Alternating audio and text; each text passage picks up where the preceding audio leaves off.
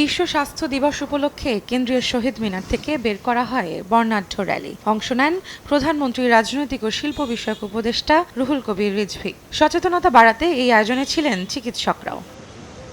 র্যালির এক ফাঁকে গণমাধ্যমে কথা বলেন রিজভী। তিনি বলেন, হঠাৎ হামের প্রকোপেই শিশু মৃত্যু বেড়ে যাওয়ার কারণ অতীত সরকারের গাফিলতি। 15 বছর কোনো গুরুত্ব দেওয়া হয়নি।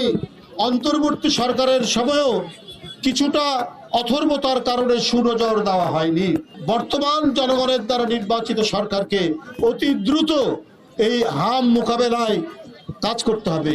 এদিকে দেশের স্বাস্থ্য খাতে শৃঙ্খলা ফেরাতে এবার নড়ে চড়ে বসেছে সরকার। বিশ্ব স্বাস্থ্য দিবসের এক অনুষ্ঠানে স্বাস্থ্যমন্ত্রীর স্পষ্ট বার্তা, অনিয়ম করলে ছাড় পাবে না কেউ। স্বাস্থ্যসেবাকে সুসংহত করার জন্য আমাদের উচিত উচ্চ নৈতিকতা নিয়ে আমাদের যারা আমরা জড়িত স্বাস্থ্যসেবা সবাইকে সামনের দিকে এগিয়ে নিয়ে যাওয়া। ওষুধের বাজারে চলছে বৈষম্য তুলে ধরে স্বাস্থ্যমন্ত্রী হামের টিকা সহ কেনাকাটার অসাধু চক্র ভেঙে দেওয়ার ঘোষণা দেন। ভালো ভালো মেডিসিন প্রডিউসার কোম্পানি কিছু দেশে যা ইনগ্রিডিয়েন্টস থাকার কথা তার চাইতে 70% কম, বাট আমাদের প্রশাসন ওষুধ দেদারসে অ্যালাউ করতেছে বিক্রি করার জন্য।